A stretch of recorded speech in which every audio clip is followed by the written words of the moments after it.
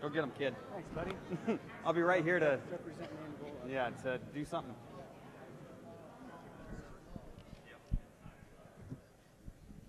Ladies and gentlemen, good evening. Thank you all for coming. Welcome to tonight's YL&I Republican mayoral primary debate. Try saying that as many times as I have the past 2 months. I'm Brandon Ola, Director at Large of Community Impact. YL&I is an apolitical organization. I want to say that one more time. YL&I is an apolitical organization. We're not on the Republican side or Democrat side, but we notice we need to be a part of educating the voters of Fort Wayne. And so we decided to jump in and put on this Republican primary debate. Both Dr. Crawford and Tim Smith were kind enough to accept the invitation. I would like to thank Arts United for allowing us to use this beautiful space with the skyline of Fort Wayne behind us. Tonight's event is being live streamed by Simon Bray and his team at Fort Wayne STV. So it's a fantastic product that he's putting out. So thank you, Simon. Graphics and materials were done by Reeser Design, and Ambassador Enterprise stepped up and filled in all the gaps that we needed to. So thank you. Now on to the rules. Tonight's debate will be broken into 2 sections. The first will be 5 get-to-know-you questions. Each candidate will be asked the same question. We will rotate after each question. They get 1 minute to respond, and there are no rebuttals. The second section of the debate will be more debate topics and questions. Again, we'll be alternating between both candidates on who gets to answer the first one, who gets to answer the second one. So for instance, we'll ask the question to Mr. Smith. He gives his 2 minutes response. Then Mr. Crawford gets to answer for 2 minutes, the same question. 1 minute rebuttal, 1 minute rebuttal. Everyone got it? Good. I ask that the audience remain silent. No boos, no cheers, so we can stay focused on what these 2 men have to say. So there's no noise. Everyone understand that? Everyone nod, no noise, except right now when I introduce our moderator, Mr. Andy Beckman from WMEE.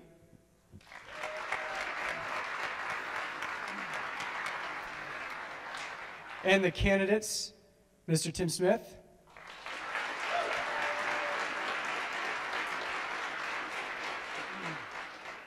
And Dr. John Crawford. Thank you all.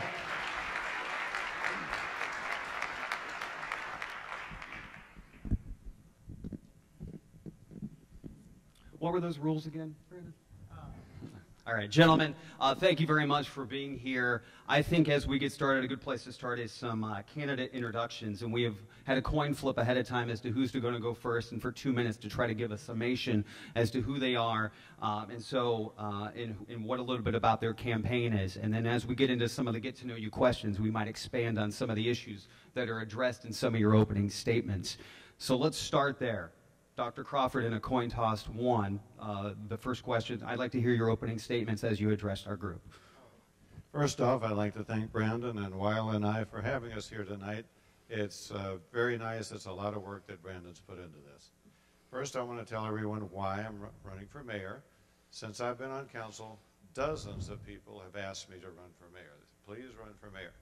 I've never been afraid of running and losing. I've been afraid of running and winning, because I love being a doctor. If I gave up, that's my true passion. I never wanted to do that. But I've kind of come to a point in my career where I am willing to sacrifice the career I have loved my entire life to serve the community in a different way. My background, I'm from New Orleans, Louisiana, lower middle class, first in my family to go to college, finished my cancer training in Virginia, came here and looked for my first job. I found a spanking brand new cancer center, all the latest equipment, where I could treat my patients with the best treatment in the whole world with no limitations. That's what brought me here. When I got here, I had $1,800 and a really, really hot Dodge Charger. What I found was a wonderful community. Everybody is friendly, they're welcoming. I was able to treat and cure thousands of cancer patients, make friends, build a home, start a family, and get involved in the community. First with city council, and hopefully soon as mayor. And the thing that I keep circling back to, and I think, why am I going to run for mayor? is that thing I found when I got to Fort Wayne, ability to build a life with no limitations. That's a very special part of Fort Wayne. And that's what I keep coming back to. I want young people, when they come to Fort Wayne, to find that same sky's the limit town that I found when I got here. That's why I'm running for mayor. Thank you. Good timing, too. Mr. Smith. Yep. Thank you. My name's Tim Smith. Thanks to Brandon and the team and for everybody putting it together. This is good. I was born in Fort Wayne, grew up in New Haven, went to Purdue Fort Wayne, majored in political science, and was fortunate enough to win an internship in the Bush Quayle White House in 1989. And I was just an ordinary intern. You know, you answer phones and make copies. I did get to meet Muhammad Ali and Mick Fleetwood, but that was pretty cool.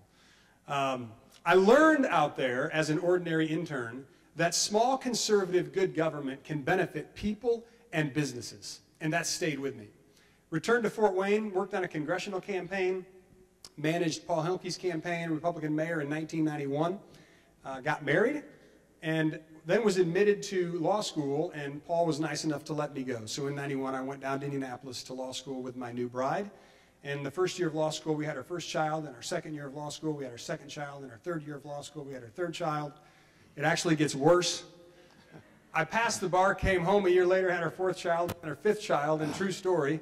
I wanted 2, my wife wanted 5, so we compromised, had 5.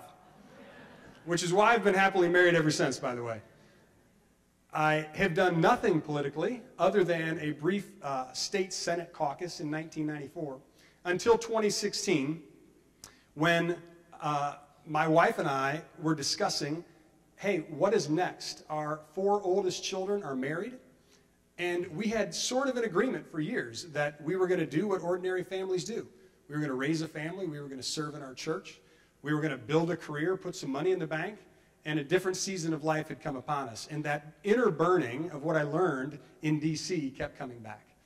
And so I started meeting with a lot of people, and I landed on a vision for Fort Wayne. When this is the safest, smartest, strongest city in the Midwest, we will be a magnet for jobs, people, and nonprofits. And that's why I'm running for mayor. Mr. Smith, we're actually going to start with the first question with you. And you addressed both in your opening statements why you want to be mayor.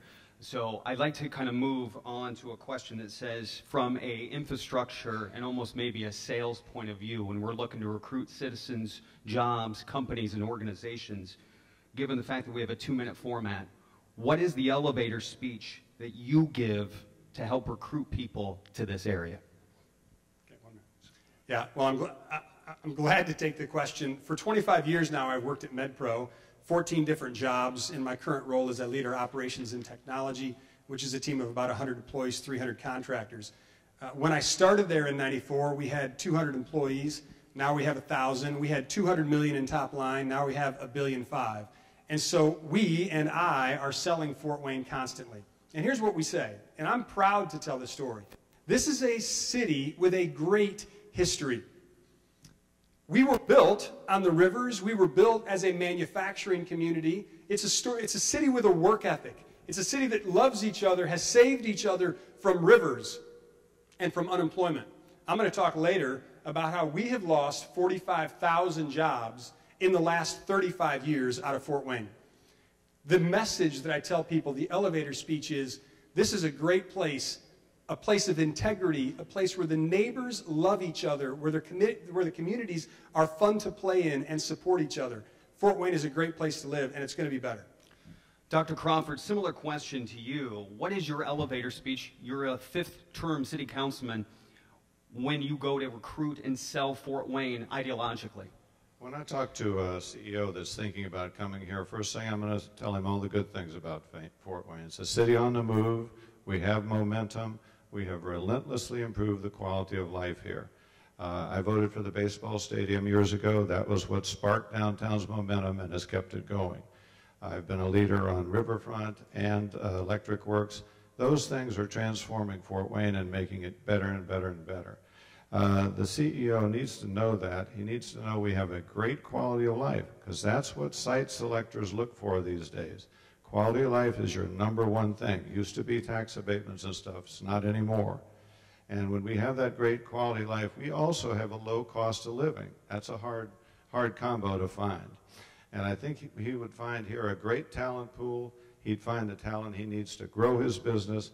And I would tell him, we want you to come. You tell me what you need to do to make it happen. Dr. Crawford, we're going to stay with you for the second question. You mentioned just a minute ago momentum as a city. If we have momentum, what should we do and why do we need a new mayor? If we have such good momentum that's been built in recent years, what needs to be built upon? What needs to change? I've been trying to listen to people since June, since I made a good decision. I have knocked on a lot of doors, 7,426, but who's counting? And I've listened to people and I've heard what's on their mind. And they think Fort Wayne's doing pretty good, but they do think it's time for a change in the mayor's office. They think 3 terms is a long time, 4 terms is way too long. And I think I know what's on their mind. And as part of the momentum that has happened in Fort Wayne, a lot of the reasons we have momentum is because of things we have done on city council. Baseball stadium had nothing to do with Tom Henry. He wasn't on council. It didn't have anything to do with it. That momentum started there. Riverfront, Electric Works, all those things never would have happened without me on city council. And I think I can tell people that the momentum's there, but a lot of it's because of city council. We can do even better if I was mayor. Thank you, Dr. Crawford. Mr. Smith, same question. If the consensus is we have a certain degree of momentum, why the change? What can we improve upon? Yeah, I think by any objective standard, if you walk through downtown, things are better. I also think, because I also have knocked on a lot of doors, talked to a lot of folks, we've neglected our neighborhoods, we've neglected our safety. We'll talk more about that later, I hope. But the main thing we have lost in 35 years is 20,000 jobs from General Electric, 13,000 jobs from International Harvester, Lincoln's executive class, plus a few thousand more. Raytheon once had 8,000 jobs, or Magnavox did 8,000. Now Raytheon has 600. ITT Excelis, Fruhoff Trailer, Wayne Pump, Zollner Piston, Phelps Dodge, Central Soya, over 40,000 jobs. So when we look around and we see new buildings, it's exciting, and I love it. But imagine if we had those 40,000 jobs still. What we need is a mayor who travels around the country and sells the Fort Wayne value proposition that we just got done talking about, not a mayor who sits on the laurels and is happy and proud solely of what we've done. This is great stuff, but we have to move on. We can go to the next level. Fort Wayne can be the best city in the Midwest. We'll stay with you for our next question, and it kind of expands and kind of hopefully links what you just said. How does your experience qualify you for mayor? So to do those objectives, to travel around, feel free to kind of expand on a little bit of your background for everyone who doesn't know. Yeah. So I mentioned that I've been at MedPro, one of Fort Wayne's largest and most successful cities for the last 25 years, and my job is to lead the operations and the technology. I mentioned that we've grown a lot from 200 million to $1.5 billion. When you grow a business like that, you learn the principles that businesses need to grow. People will move to Fort Wayne. Businesses will move to Fort Wayne when 2 things are true. They believe their money will multiply faster and their people will be happier. If those 2 things aren't true, no businesses are moving to Fort Wayne. We have a legitimate claim to make on the second because our quality of life is improved, although I think there's way more we need to do in neighborhoods and for safety. But the first question is still outstanding. Will they believe that their money will multiply faster in Fort Wayne? That's all about taxes, it's about regulation, it's about talent, capital. I don't think we have a good story to tell there, and I hope we get to talk about more. Dr. Crawford, to you, give you a chance to expand on your both professional background and your terms on city council. How does that help qualify you for the mayor that you want to be? I've been on city council for several years. My colleagues respect me. They've elected me president of city council 5 times. There is so many things to learn to be a good office holder. You have to learn the law. You have to learn the history of city government. You have so many things that you have to learn when you get on even city council. And one of the things that I know is I know the people in the city officials that are good. I know the ones that should be retained. I also know the ones that are not so good and need to be replaced. I think I've got a lot of, I've got a leg up on that. And the other thing is, I know all the city leaders, I know most of the other officials and other levels of government. I've collaborated with them. I can, convene things with them and get things done.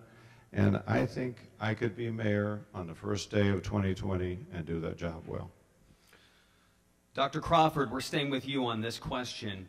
Obviously, tonight's event is put on by young leaders of Northeast Indiana. So at some point, I think it's important that we tee up a question that involves young and youth in our community. So that's this question. What role do you see young leaders not only having in your administration, but serving as the growth that you allude to as mayor, so the growth of our city? First thing I would do as mayor is invite many young people to be on our city boards. We're always looking for good people to be on boards. We've had some young people come on. The present administration has actually rebuffed some young people, preferring older people that they know to be on boards. That would all change. The young people that we see here, they are our bench, okay? They are going to be the people that are going to take over. We need them to get involved. We need them, we need their experiences, we need their contributions. And the more we get them involved, the more they're going to sink roots here in Fort Wayne, and the more they're going to stay. They are also our next crop of hopefully elected officials. If they get involved and see the things that you can do as an official, I think they will run and contribute even more. So I want to keep as many young people in our administration as I possibly can find. Mr. Smith, similar question. Young leaders of Northeast Indiana, what role do you see them in your administration as well as playing for growth of our city? Yeah, I actually don't think our young people are our bench. Neither do I think they are the next crop. I think that young people lead today. At MedPro, I have a slew of young folks on my team. And interestingly, I don't look at them as young folks. I look at them as people with good ideas. My children are between the ages of 21 and 27. This is the group that has grown up in the Smith house. I know this generation well. They're different than folks our age. But they're just as smart, maybe more creative, maybe more hardworking, certainly more entrepreneurial. They like to switch jobs a little more often. That's cool. I don't view the young folks as the next generation. I view them as this generation. And if mayor, my administration will be the most diverse administration that Fort Wayne's ever seen. It will include a youth component. This is still kind of wrapping up the kind of get to know you part of tonight's debate. And so this question allows you to expand here for a minute on what you see as both a short and long-term vision of our city. Well, I mentioned earlier, and you might hear this a few more times tonight, that my vision for Fort Wayne is simple. When we are the safest, smartest, and strongest city in the Midwest, we will be a magnet for jobs, people, and nonprofits. That is the short-term goal. That's the long-term goal. That's not going to change. We are not the safest city. There was a report published 3 weeks ago that ranked the top 35 cities in Indiana by population and used empirical data to rank them in terms of safety. Gary, Indiana, was 19th. Fort Wayne was 25th. Now, I'm sure there's good folks in Gary. I've been to Gary. It's a good town. But I tell you, I had a notion that Fort Wayne would rank higher on a safety scale than Gary, Indiana. They were 19th. We were 25th. The goal, the vision, is to be the safest, smartest, strongest city in the Midwest. And then we will generate and we will be a magnet for jobs, people, and nonprofits. I promise we will get to the safety components of our city throughout our debate. But Dr. Crawford, both your short-term and long-term vision of our city. Short term, I want to continue the amazing progress we've made to increase our quality of life, both downtown and throughout the entire city. I don't think anyone can disagree that in the last 10 to 20 years there's been a major transformation. And I want to continue doing that. The long-term goal, I want to attract as many young people as I can with the talent and the skills for the jobs of the future. It used to be years ago that people followed jobs. Now jobs follow people. If you have the talent in your city, the companies with the jobs of the future will find you. And I think that is the big thing we need to do. And as we do that, I want us to become a more high-tech city, but I want us to stay a high-touch city. The really special thing about Fort Wayne is we have a really warm, friendly, caring community. I want us to grow economically, but I want us to retain that. First off, as a moderator, you guys moderate yourselves. So from a time standpoint, let me just say I appreciate everything you're doing so far, and hopefully the audience appreciates that as well. This is more of the rebuttal sort of part of our debate. So we will ask a question to each candidate, and then you will have opportunities to respond, 2 minutes each. Let's start with Dr. Crawford. It's come up already. Let's talk about it. Crime and safety. Crime as an overall appears down in some stats, but I know in recent years we've had some spikes in homicides. What will you do as mayor to emphasize citizen safety? 2 minutes. All right. The big problem is violent crime is up 8%. That's what gets the headlines. That's what gets on TV. That is driving people's perception that we're, even more unsafe than we are. That has become a bigger and bigger issue in people's minds.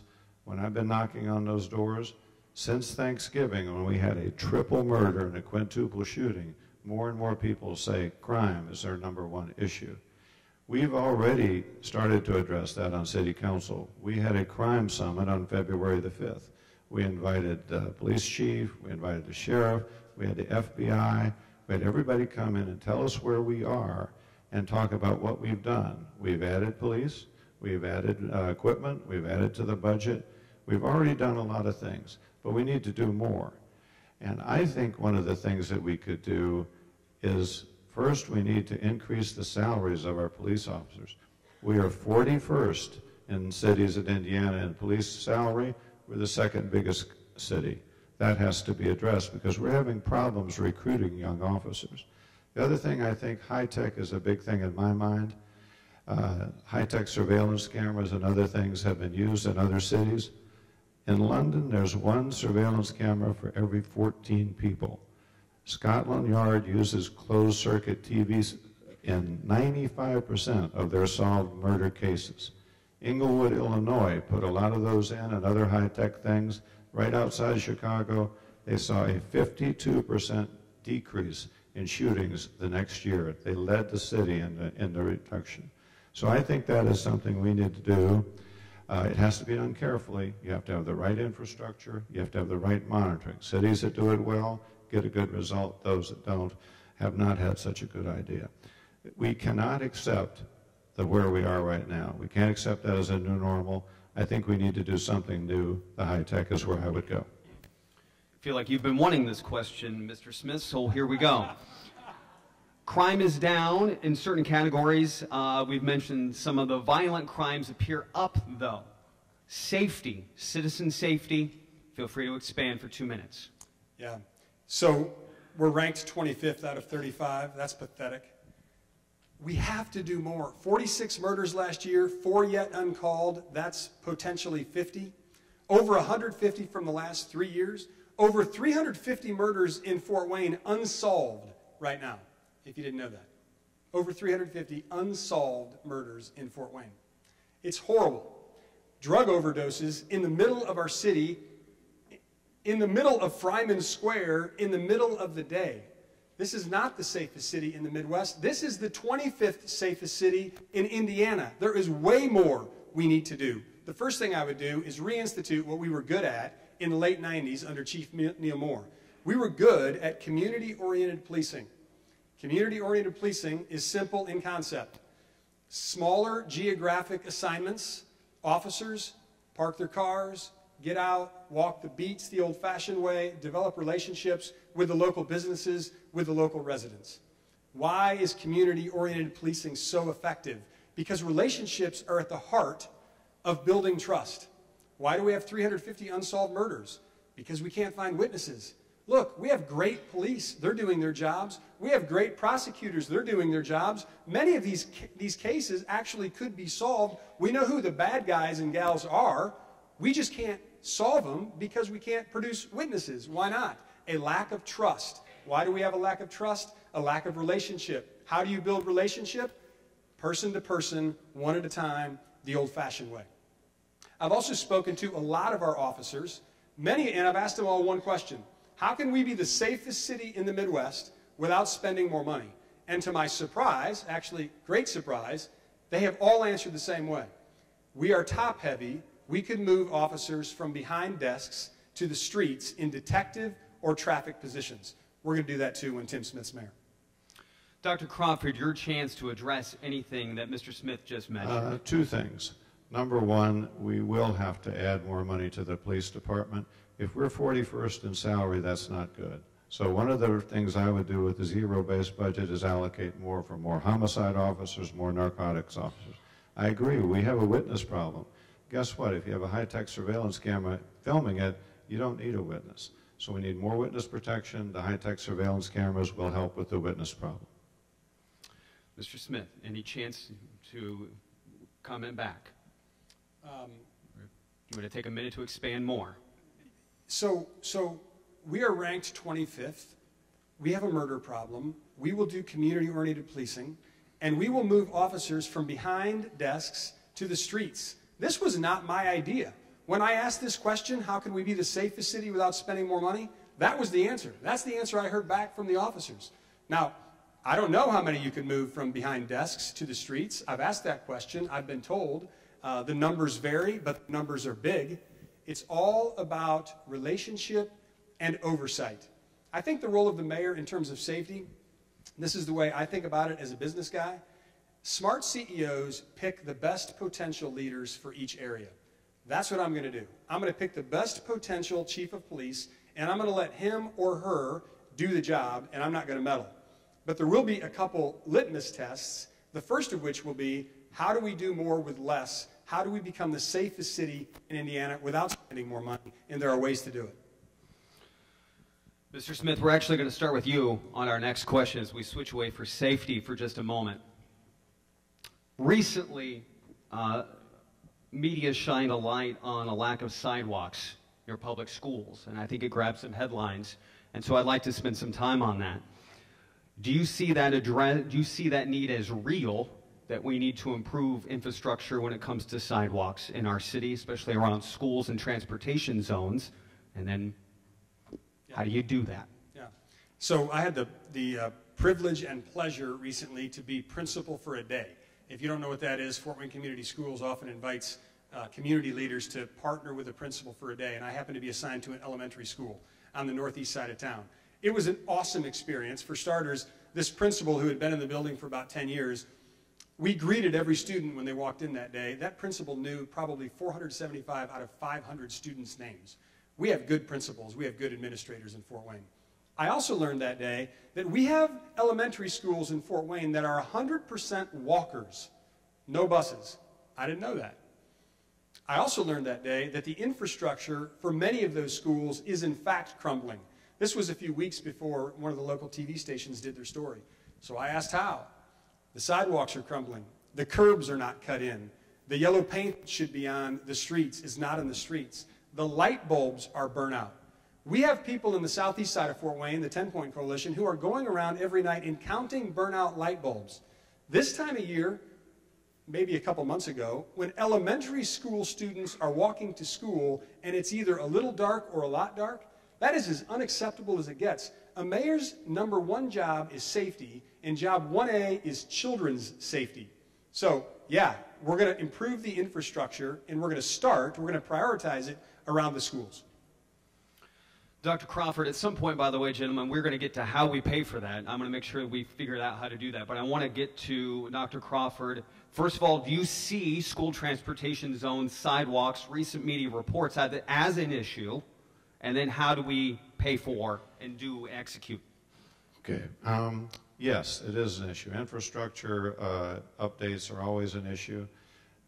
You have to resurface an asphalt street every 15 years, concrete every 25. We have 1,100 miles of streets, 800 asphalt, and the cost to do that went up 21% for asphalt in the last 4 years, concrete 50%. So we have huge needs. And when we looked at that, we had a problem in 2014. The state legislature imposed property tax caps. That was great for your property tax bill, but that cut all of our money for streets, sidewalks, and things like that. Governing is about choosing. It's very easy to be a challenger. You can toss off lines like, I wouldn't have voted for that tax increase. But when you come down to choices, you sometimes have two bad choices, and you're looking for the least worst. In 2014, we could have laid off 25 police officers, laid off 25 firefighters, not fixed streets, parks, or we could have used the tool that the state legislature put in place when they passed property taxes, knowing that local governments could face critical gaps in funding.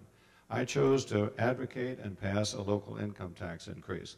That's what's fixing some of these streets. That's what's fixing some of these sidewalks. And without that, we wouldn't be doing that. We would have less officers and less maintenance of all these things. Recently, sidewalks became a bigger issue because property tax caps bid even further. And because of another little local income tax increase, we fixed $6 million worth of sidewalks this year. Now, Tim has said he would have been against those tax increases that are fixing the sidewalks and the streets. Magical thinking of somehow you want things to get fixed, but you're against the way to fund them will not get the job done. You guys are amazing on time. But all right, here we go. Mr. Smith, let's sort of put some numbers to some of the context in case those who are attending or listening don't know. But it's been reported that the sidewalk around schools here is a $70 million problem that could take 10 years to fix. At one point, you said we could find the money without raising taxes. Let's dig into that, and can we do that faster than 10 years? Yeah, there is a myth in Fort Wayne that the only way to solve a financial problem is by raising taxes or cutting expenses. It is a complete myth. It is true you must increase revenue or decrease expenses, but there's another way to increase revenue, and that's to grow the economy with new higher paying jobs. Park that for a moment. Let's just talk about expenses. The mayor announced in December of last year that finally, 11 years too late, he called Parkview and Lutheran and asked them to compete for the health insurance deal for the city employees, 1,800 employees. Where will they get their health insurance? Look, in my private business, we've been a closed network forever. We don't get to go to whatever doctor, whatever hospital we want. We have to go to a certain one. And so Parkview and Lutheran competed. Parkview won, Lutheran didn't. And the mayor announced that we save $4.5 million a year. Here's how you find the money. If the mayor makes that call 11 years ago, we have $50 million in cash available. Pays for a lot of officers, a lot of sidewalks. We'll elaborate on that in the next section. 1 minute, Dr. Crawford, regarding, I guess, raising taxes, I guess from either a sidewalk or a broader infrastructure standpoint. Once again, Tim talks about a lot of cuts, but he never actually tells us what those are going to be. If you look at our budget, $62 million is police, $45 million is fire, 18 parks, animal control. If you add all these things up with the street, you come to $150 million. All of those things are incredibly hard to cut. And if you're left with a $240 million minus 150, you got $90 million left. He says he can find $70 million worth of cuts. Show me. Show me where those are. Because if you're going to do that, you're going to probably have to lay off 400 or 500 city employees because the biggest expense is budget. You might want to let those city employees know that that's going to happen. They may not feel so good about that. We're going to switch topics again. This question will start with you, Dr. Crawford. From an unemployment standpoint, right now, relatively, we have a low unemployment, both here in our city and to certain degrees nationally. You would argue that maybe we're struggling to find skilled workforces that are needed to grow their business. You know where I'm going with this. Yes. Fewer young people are pursuing trade jobs. How would your administration address workforce issues here in our city? We have a talent gap, not only in skilled trades, but elsewhere. We need to address that. All cities and states have the same thing. Recently, with skilled jobs, the governor and the state have a Next Levels Jobs program that allows $50,000 for training grants for employers who want to set up their own training programs. I have a good friend, Mark Deister, who heads Deister Machine. They set up their own welding training program. They recently had 10 people in their last class, 9 graduated. They can now make more money. We now have more welders, a true win-win. The unions and the Urban League has been collaborating for several years with the BUILD program, and they train skilled workers. They just graduated their 7th class of 8 people. 95% of those people either find jobs or an apprenticeship. Those are things that I would definitely include. But we also need more college graduates. We need more advanced degrees. I've always thought the single most important thing we could do to advance our city was increase our educational attainment of our citizens. Since I've been on council, I've donated my entire city council salary, $20,000 a year, for about the last 20 years, $400,000 to the Cuesta Foundation, which provides scholarships to young people. That allows more people to go to college, and when they get out, if they stay in our area, it forgives the loans. It is unconscionable the level of debt that students are coming out with, taking them 10, 15, 20 years to repay. And I'll make a pledge tonight. If I become mayor, I will continue the $20,000 I'm giving to Cuesta. I will increase to 50% of my mayoral salary money I will donate to help causes, to help city of Fort Wayne, just like Cuesta. Mr. Smith, let me repeat the question. With a relative low unemployment rate here and both nationally, businesses are struggling to find the workforce they need to grow their businesses. How would your administration address this work gap? I want to tell you a story about Trent, who was a friend of my son. I coached him when he was 8, 9, 10, 12 years old in baseball and football. Trent didn't go to college. He probably could have. Tom did not go to college. He probably could have. Just chose not to. He did odds and ends for a while and eventually landed with a local utility company. And he's making $17.50 an hour, $35,000 a year, which is not bad for Fort Wayne. Our average is just north of 40. I happened to be having dinner with the president of this company a couple months ago, and I simply thanked him for hiring Tom. And he said, well, Tim, what you don't know is if Tom does all of our certificates, if he takes all the overtime, he's going to make $100,000 in 5 years. $100,000. High school education. No college debt, by the way. The mayor has no formal constitutional or statutory responsibility for education, but we have to think bigger and differently as mayor. Here's what I'm going to do. And by the way, this is a model that works in Indianapolis. FortWayneApprenticeship.com. Homepage, very simple. All you see is be a plumber, make $60,000, click here. Be an electrician, make $70,000, click here. Journeyman, fill in the blank. And when you click there, the only thing they see are all of the apprenticeship programs that already exist in our great city. Union programs, non-union programs, it doesn't matter. The mayor's job is to connect and convene. The mayor can have a huge impact on employment. FortWayneApprenticeship.com. Here's the other thing the mayor needs to do, educationally. A few years ago, our insurance leaders in town from competitor shops got together and went to the local universities and said, boy, we need some education for insurance. Today, 3 local universities can have degrees for insurance. What if the mayor connected the high schools and the colleges with the trades and beefed up this FortWayneApprenticeship.com? We were built on a manufacturing economy. The next mayor needs to convert this to a high-tech manufacturing economy, and the way you do it is by convening resources towards the same goal. Dr. Crawford, a 1-minute rebuttal on some of those comments, so let's expand and tee up apprenticeship programs. I agree with what Tim said. That's an excellent idea, and I would do the same thing. The mayor can coordinate some of those programs and be a cheerleader for them. And I think we should do more and more of that, just like Mr. Deister did at Deister Machine, and just make sure that we get that involved. And coordinating it and collaborating with everybody is a fine idea. So I agree with that idea. Since there's no rebuttal, should I move on? I mean, that's an agreement, so I'm going to move on. Where am I at? Thank you. Mr. Smith, how could the mayor's administration and city council work better specifically when negotiating and approving contracts from our city? Yeah, the notion that the mayor and city council don't communicate is as foreign as a notion can be in my mind.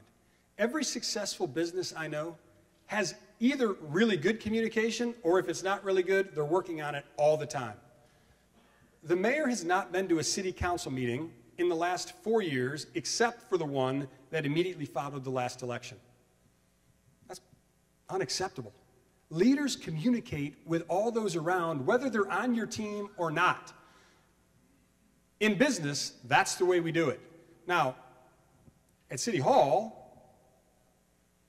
the hallways go both ways, and the phone lines go both ways, and the computer lines go both ways. So I actually don't lay all the blame at the feet of the mayor. The county council, the city council can walk up and talk to the mayor, same as the mayor can talk to the city council. At my business, our CEO and our leaders talk to all of our employees 4 times a year. And here's the agenda every time.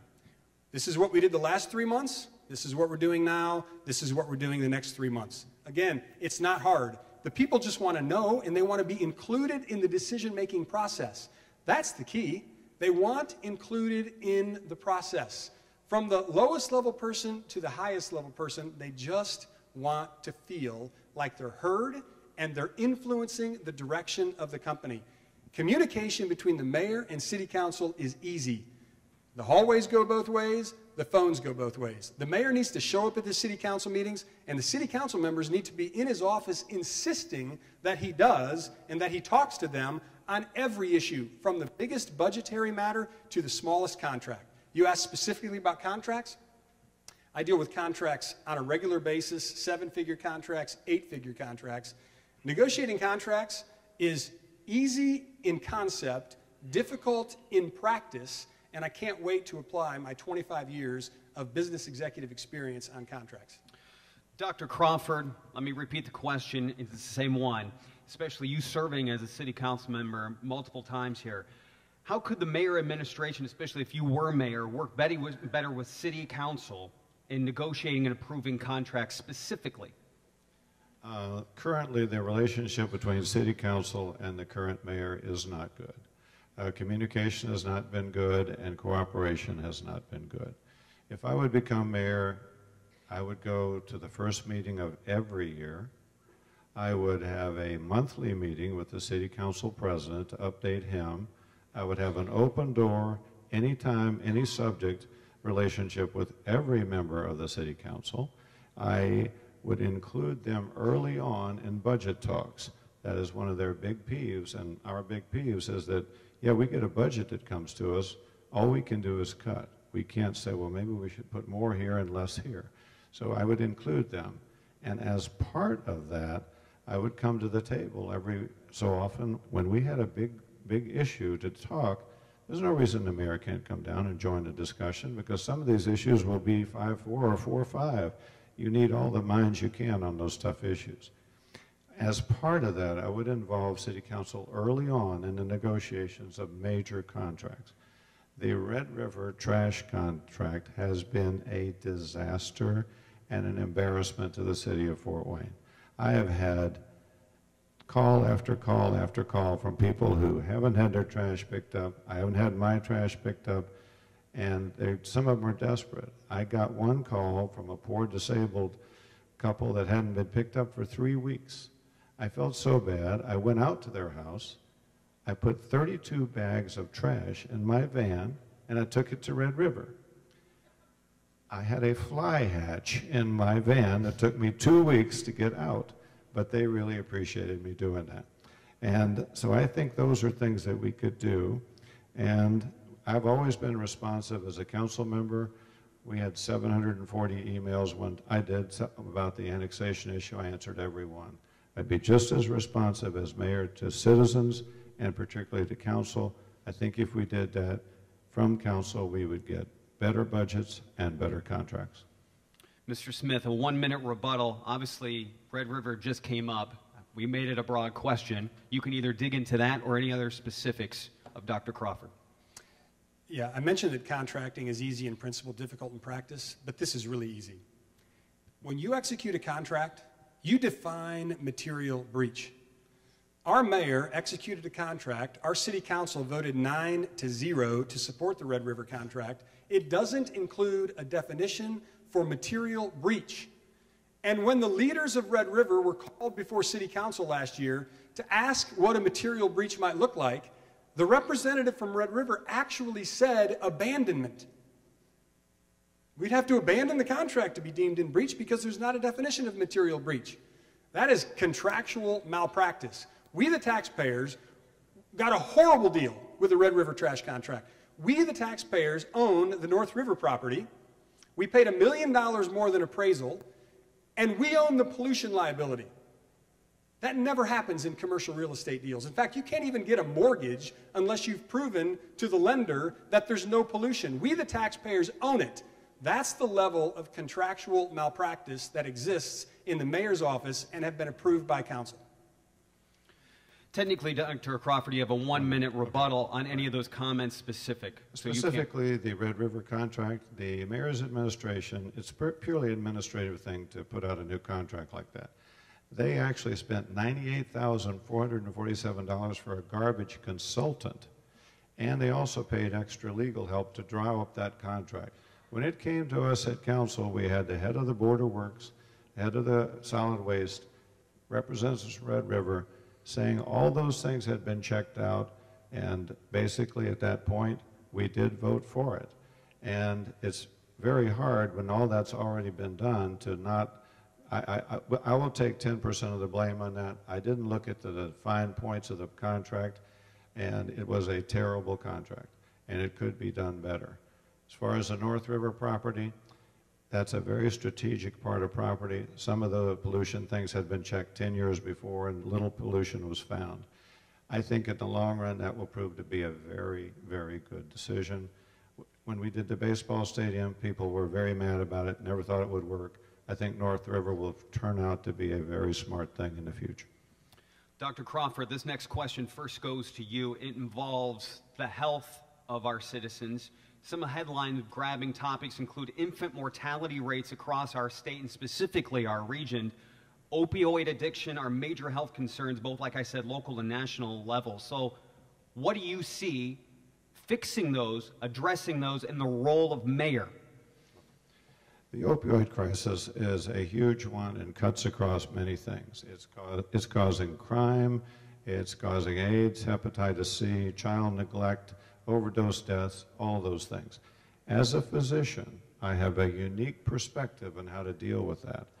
Medication-assisted treatment with methadone, Suboxone is the standard of care. I know how that works, and we need more treatment facilities here in Fort Wayne for the people who want to get off drugs. That will help all those problems. We need more money for that. The Allen County Council allocated $500,000 last year to help with that, to get matches. If I were mayor, as part of the zero-based budget that I would do the first year, I would allocate at least $500,000 to help fight the opioid crisis. As far as infant mortality and those other things, Indiana is 49th out of all 50 states in per capita public health spending. That is unacceptable. It needs to be changed. That's a state legislature thing. The cigarette tax was talked about some. 72% of citizens right now are in favor of increasing the cigarette tax. The state legislature, in my mind, very unwisely decided not to do that this year. If I were mayor, and in fact, I wanted to go down and testify if it had got that far this year, I would advocate for that cigarette tax to be increased, that money to be earmarked for infant mortality, obesity, opioid, all of our problems. That is what needs to be done. And as mayor, you could provide leadership for that. And it's not just a health issue, it's an economic development issue. The Chamber of Commerce, the Indiana Chamber of Commerce, was in favor of that cigarette tax because when companies look to come to your area, they look to see what the health of your people is because that's a business cost for them. So I would do all those things.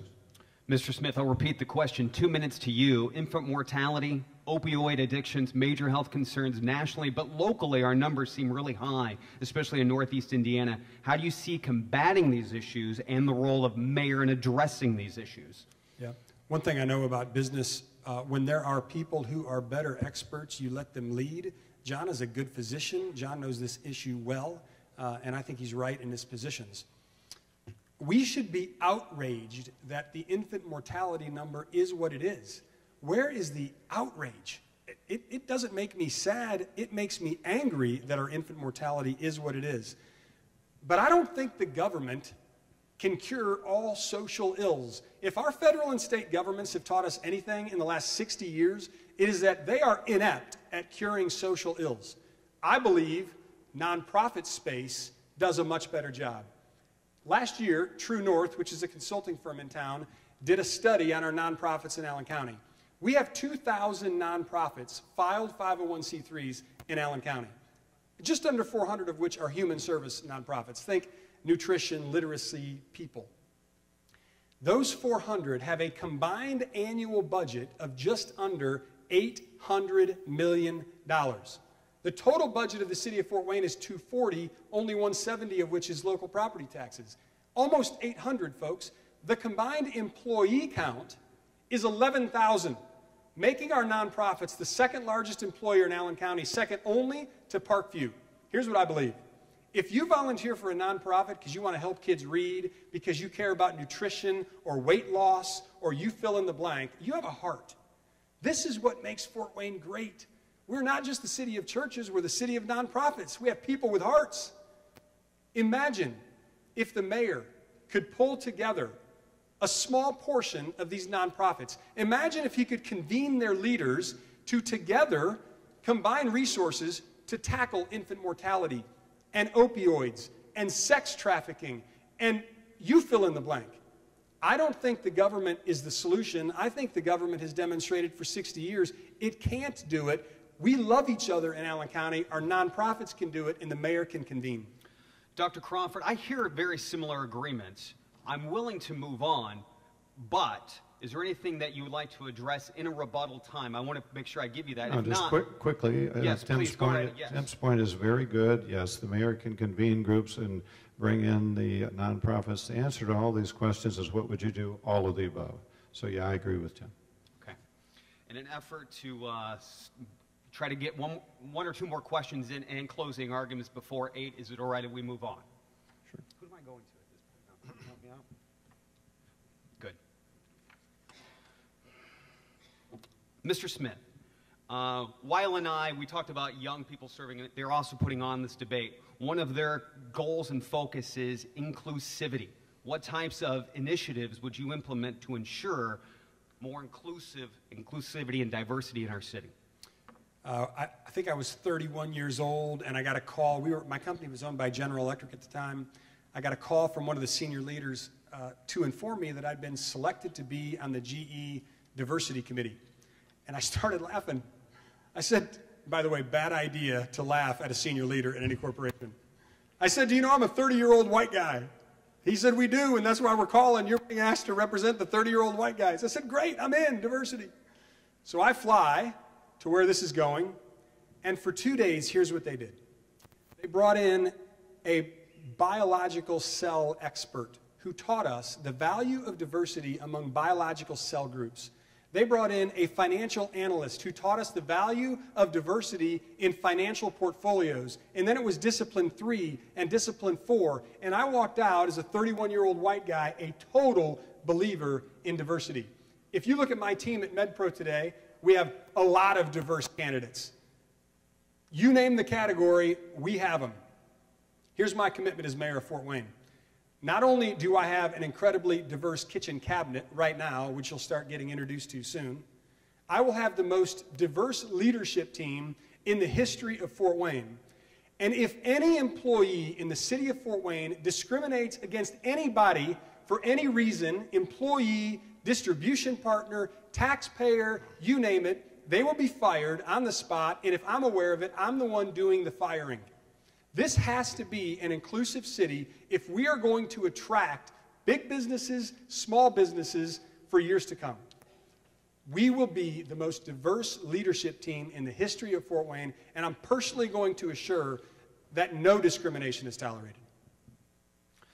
Dr. Crawford, over to you. Similar question. I think all sounds good in theory, inclusivity, diversity. Talk about how you'd execute it.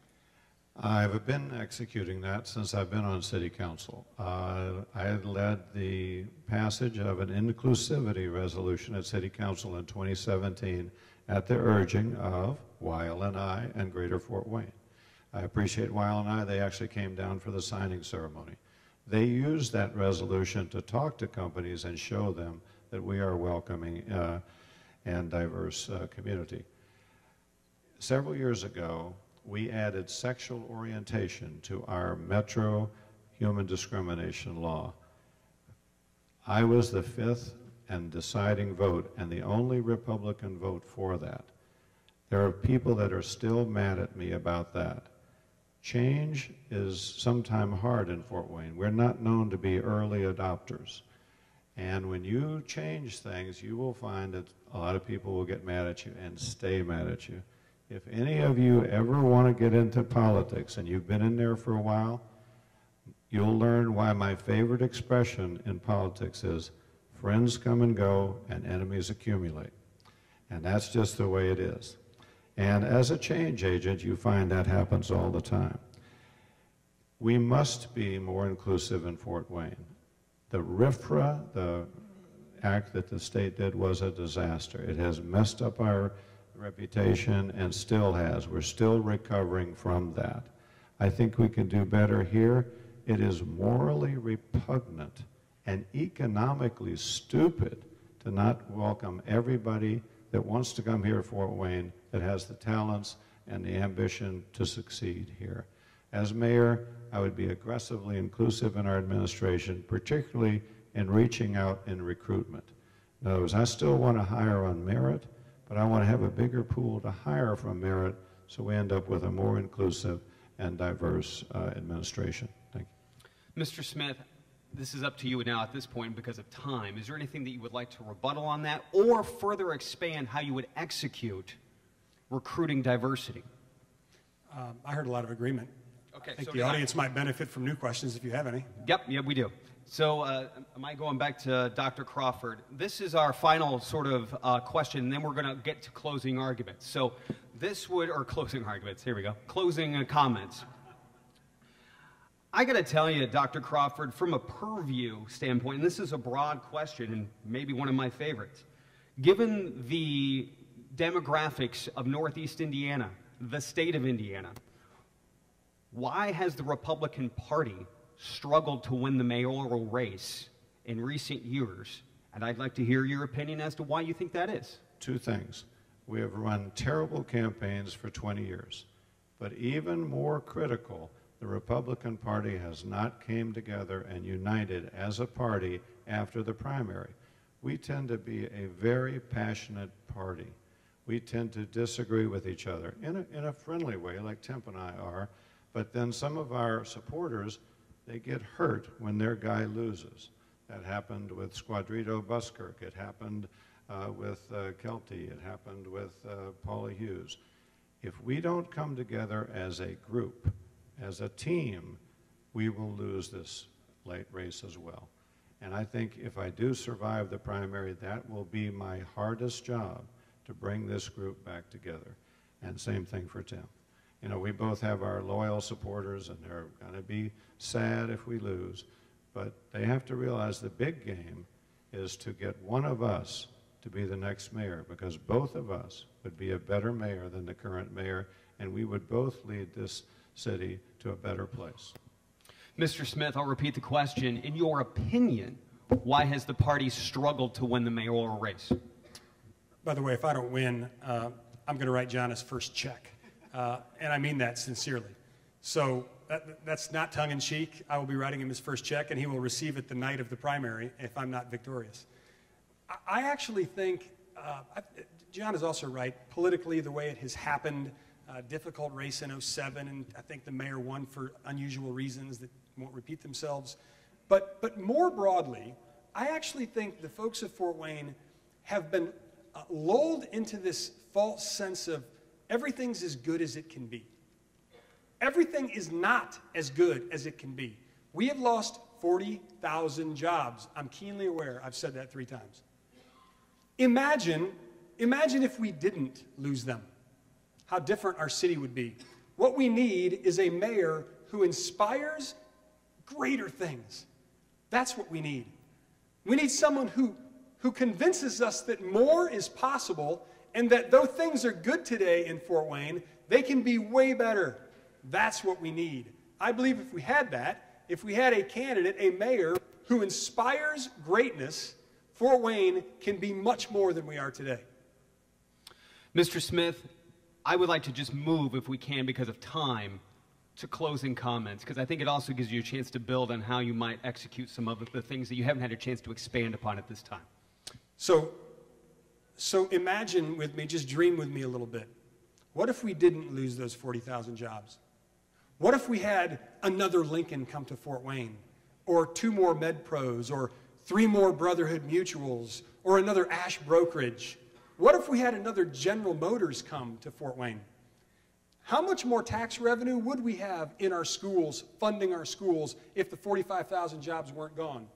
How much better would our parks be? How many more officers would we have? And would they be paid the #1 level in the state? Folks, every candidate in the history of elections has said we need jobs, and I don't think most candidates know how to bring jobs. Here's the way you bring them. In my space, specialty insurance, we have 7,000 employees combined among all carriers and $7 billion in annual revenue. We all need the same 3 things: data, IT, and analytics. The mayor should be traveling around the country, talking to every small to mid-sized business in that space and saying one simple thing. You want a piece of $7 billion in revenue and 7,000 trained employees? Come to Fort Wayne, and they will come. We need a mayor who is the job promoter in chief. Businesses will come when 2 things are true. They believe their money will multiply faster and their people will be happier. We have a legitimate claim at both. What we need is a mayor who travels around the nation to recruit those businesses back. That's how you pay for all the cool stuff. You grow your way out of it. What I hope, in closing, is that I've given you enough tonight to support Tim Smith for mayor on May 7th, and I would very much appreciate your vote on May 7th. Dr. Crawford, a chance for some closing comments. First off, I'd like to thank Brandon and Weil and I again for having us here. It really has been a lot of fun. We've went through a lot of issues pretty quickly. Tim is a spirited speaker. I am more reserved, but I want to show you tonight what is in my heart and why I'm really running tonight. The job for me tonight is to show you why you should consider voting for me. Running for mayor is hard and it's scary. It wakes me up at night at 3 a.m. I look at those glowing red numerals on my clock and I wonder, can anyone be the mayor that this great city really deserves? Then I remember when I first got on council, I was lucky enough to have Don Schmidt, one of the best councilmen ever, be my mentor. It took me 2 years before I really thought I was doing the job of a city councilman well. I remember all the hard debates and votes on the baseball stadium and the smoking ordinance. Those were lessons in political leadership. I remember all the elected officials and leaders that I've met and have worked with who are endorsing me because they know I will work collaboratively and in a bipartisan way. I remember the teeny little details I've had to learn in Indiana law and Fort Wayne law to be able to write legislation well. I know I could not have, no way, walked into the mayor's office and do the job as well as I can today without that learning curve and without that experience. Tim is very audacious in believing that he can, but I think it is just plain risky to consider voting for someone for mayor with 0 political experience. He would be doing on-the-job training for the most important job in Fort Wayne. I believe my years of experience on council give me the ability to walk into that job on day 1 and do it well. And that's why I'm asking for your vote tonight. I appreciate your interest. I will stay around as long as you want and answer any individual questions. Thank you again. Gentlemen, on behalf from a moderating standpoint, I want to thank you both for being very respectful of the time. And at this point, I'm going to turn things back over quickly to Brandon to give you guys a huge thank you. So thank you very much from my point of view. Here's Brandon with Young Leaders of Northeast Indiana. Ladies and gentlemen, Dr. Crawford, Tim Smith, round of applause, please.